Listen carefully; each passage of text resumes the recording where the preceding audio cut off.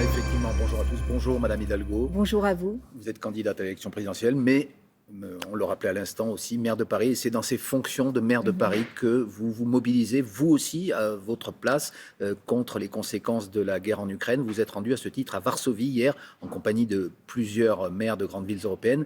Mais qu'est-ce que les villes peuvent faire alors que les États eux-mêmes semblent impuissants face à la progression des armées de Vladimir Poutine? J'étais en effet hier à Varsovie avec le maire de Varsovie et des maires à la fois polonais, mais aussi de toute cette région de l'Est de l'Europe, où nous avons travaillé sur la question, bien sûr, de l'accueil des réfugiés, parce que ce que les maires peuvent faire, doivent faire et font, c'est justement d'être ceux qui accueillent, qui organisent. Je l'ai vu hier avec le maire de Varsovie. Il est depuis une semaine dans une organisation complètement différente de sa ville. Des familles affluent, beaucoup de femmes et d'enfants. Et donc, il s'agit bien sûr de les accompagner, de leur permettre de trouver un hébergement. Donc, nous sommes réunis, bien sûr, pour coordonner nos actions, mais aussi pour demander à l'Union européenne que l'aide pour organiser l'accueil des réfugiés puisse aller directement aux villes, parce que nous sommes en première ligne. Est-ce que vous, à la tête de la ville de Paris, vous avez déjà enclenché des choses depuis une semaine maintenant que cette guerre a débuté? Absolument, cela fait une semaine maintenant que nous avons mis en place une cellule de crise pour à la fois l'accueil des réfugiés. Nous avons ouvert une plateforme dans le 18e arrondissement pour l'accueil qui permet justement de faire le point et sur les solutions d'hébergement, mais aussi sur toutes les questions relatives aux droits. Par exemple, nous nous sommes organisés pour que les crèches accueillent les enfants réfugiés ukrainiens. Et puis ce matin, je me rends tout à l'heure au théâtre du Châtelet, où j'ai décidé de donner la possibilité d'être en résidence à la troupe du ballet national ukrainien qui se trouvait en tournée en France. Et donc tout à l'heure, nous allons les installer au théâtre du Châtelet. Madame Hidalgo, est-ce que vous êtes surprise par l'élan de solidarité qui se manifeste à l'égard des réfugiés ukrainiens, alors qu'on n'a pas toujours connu ce sentiment-là lorsque des réfugiés venaient d'Afghanistan ou de Syrie? Est-ce qu'il y a un peu deux poids, deux mesures? Écoutez, je pense que voilà, l'action humanitaire est là. Moi, je l'ai eu aussi quand les personnes venaient de Syrie. Bien sûr que là, ça touche l'Europe et que l'inquiétude est grande. Hier, on le disait avec nos collègues maires. D'ailleurs, nous étions en contact téléphonique avec un maire ukrainien, le maire de Lviv, qui est une ville où le maire nous disait dites-leur qu'on est sous les bombes, dites-leur que des écoles sont attaquées, que des civils meurent. Donc, bien sûr qu'il faut accueillir toutes ces personnes et que cet élan de solidarité est quelque chose de très positif et qui appelle à notre humanité. Hier, le président Macron et d'autres dirigeants occidentaux ont dit que le pire était peut-être à venir. Est-ce que c'est ce que vous avez senti en vous rendant sur place, vous aussi ? D'abord, je pense que ce type de propos, il faut faire attention. C'est-à-dire qu'il faut donner l'information, le pire étant à venir. Alors, qu'est-ce qu'il faut faire ?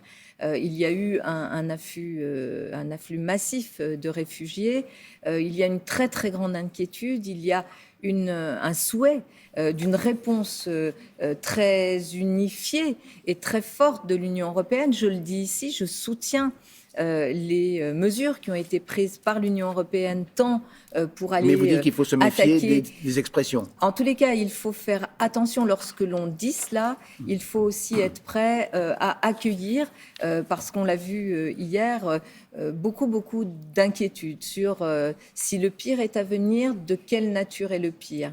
Et alors, qu'est-ce qu'il faut faire? Et alors, est-ce qu'il va y avoir encore plus de réfugiés? Et quelles sont les réponses qui doivent être à la hauteur pour l'Union européenne? Je prône l'unité, je prône aussi la livraison des armes, ce qui est fait aujourd'hui vis-à-vis de nos amis ukrainiens, parce qu'ils ont raison de dire que ce qui se joue en Ukraine aujourd'hui, c'est aussi notre liberté en Europe. La guerre en Ukraine, c'est la toile de fond de cette élection présidentielle qui est maintenant lancée pour de bon avec l'entrée en scène, en candidature d'Emmanuel Macron. En scène, c'est le terme. C'est parce que la politique est aussi un théâtre et ça vaut pour tous les candidats. Ça n'est heureusement pas que du théâtre et pas Pourquoi que une mauvaise... cela, vous pensez à son clip de campagne notamment? Je pense que voilà, on ne va pas se payer une mauvaise série télé là. Le sujet, c'est quand même d'avoir la réalité de la vie des Françaises et des Français qu'Emmanuel Macron n'échappera pas à son bilan, un bilan qui a vraiment fracturé la France. Vraiment, les mesures qu'il a prises dès le début, elles ont été marquées par quoi? Par cette mesure de suppression de l'impôt sur la grande fortune, mais aussi de mesures très très dures vis-à-vis des plus fragiles on et va des parler classes du fond, moyennes. mais juste pour parler de ce clip de campagne qu'on voit à l'image, vous dites, vous parlez donc de séries télévisées, mais tous les candidats vous-même font de la communication. Bien sûr, et c'est important d'en faire, mais là, je crois que nous sommes à un moment très important qui est attendu, où notre pays ne peut pas enjamber l'élection présidentielle. Dans cette élection présidentielle, il n'y aura rien d'automatique. Il va falloir à la fois qu'Emmanuel Macron vienne expliquer son bilan qui est très mauvais, je vous le redis, un bilan qui a fracturé le pays sur le plan social, mais aussi sur le plan démocratique, où il Donc a vous lui eu... demandez des débats, vous lui demandez de débattre avec lui? C'est le moins que l'on puisse faire dans une élection de cette nature, à un moment aussi crucial, où à la fois il y a cette guerre en Europe, une grande incertitude du monde, mais il y a des défis majeurs. On ne s'en sortira pas dans les 5 ans qui viennent si on continue à ne pas régler les questions des injustices sociales, si on continue à ne rien faire sur la question du climat. Et d'ailleurs, il a été sanctionné pour son inaction climatique. Donc tout ça doit être sur la table. Et puis, les Françaises et les Français doivent pouvoir aussi se positionner par rapport à la vision, par rapport au projet que l'on a pour le pays. On va parler de votre projet, de votre vision, mais est-ce qu'objectivement, vous considérez qu'il part tout de même avec une longueur d'avance? C'est l'effet drapeau, comme on dit, avec son costume de chef de l'État et chef de guerre aujourd'hui. Moi, je n'ai pas à commenter dans quelle position partent les uns et les autres. Je constate un bilan calamiteux, y compris dans sa gestion des crises. Écoutez, quand même, franchement, la crise des Gilets jaunes, qui l'a produite? Emmanuel Macron, en 2017, nous disait « Plus jamais vous n'aurez à choisir entre un candidat républicain et l'extrême droite ». Et on se retrouve 5 ans après avec 2 candidats d'extrême droite qui sont aux portes, soi-disant, du 2e tour. Vous croyez qu'il va pouvoir s'extraire de ce bilan, y compris sur le plan démocratique, où notre pays est affaibli, où les Français ne se parlent plus entre eux, où il y a ces incertitudes, les retraites? On va en parler des retraites. Avec Emmanuel Macron, 50 plus, c'est quoi? C'est travailler jusqu'à 67 ans ou 65 ans? Il n'a pas encore détaillé son programme. Ses proches il a dit qu'il faudrait travailler et lorsque plus. vous prenez Eric Woerth avec vous, vous pouvez être à peu près sûr, je le dis aux Françaises et aux Français, qu'il n'est pas la surprise du lendemain.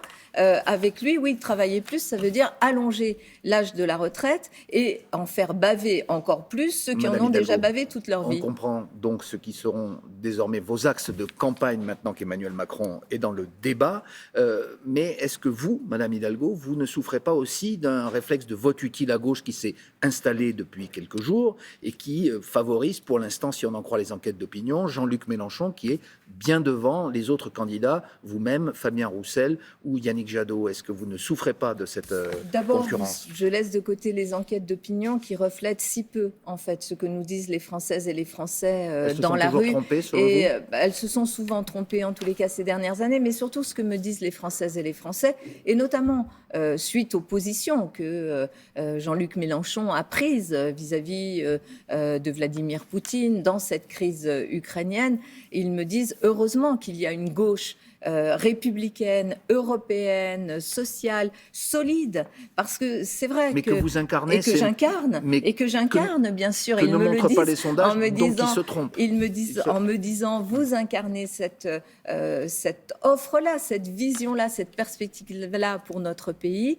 Et bien sûr que les Françaises et les Français sont inquiets, mais ils voient bien que 50 plus de Macron, eh bien, ce sont 5 ans dans lesquels notre pays va souffrir, et notamment les classes moyennes et les catégories populaires, parce que Emmanuel Macron en fait peu cas et en a fait peu cas. Comment vous, la candidate, du Parti socialiste, allez-vous vous imposer, ce qui, même si vous n'y croyez pas, n'est pas visible aujourd'hui dans les enquêtes d'opinion? Eh bien, vous savez, moi, je suis sur le terrain et la politique, ce n'est pas que du clic. C'est bien sûr beaucoup de communication, mais heureusement, nos concitoyennes et nos concitoyens, les Françaises, les Français, sont des femmes et des hommes qui aiment la politique, qui aiment leur pays, qui ont envie de se projeter. Je les rencontre tous les jours, je les vois, je leur parle, ils me parlent. Je leur parle de l'école, je leur parle de la santé, je leur parle du travail, parce que c'est pas simplement travailler plus, c'est surtout un travail aussi qui rémunère. Je propose une augmentation du SMIC. Il faut maintenant qu'ils décident de voter pour vous. Par mois. Et puis, je vais vous dire, je suis une femme. Et je suis une femme qui a de l'expérience. Vous n'êtes pas la seule. Je ne suis pas la seule, mais je suis une femme qui a de l'expérience et qui a une vision équilibrée pour mon pays, qui cherche aussi à ce que notre pays se réunisse, se rassemble plutôt qu'il ne se fracture. Et ça, les Françaises et les Français le disent aussi. Donc voilà, je suis cette gauche républicaine européenne et je sais que les Françaises et les Français le voient aussi. Merci beaucoup Anne Hidalgo, maire de Paris et donc candidate à l'élection présidentielle. Suite de Télématin, bonne journée. Merci beaucoup.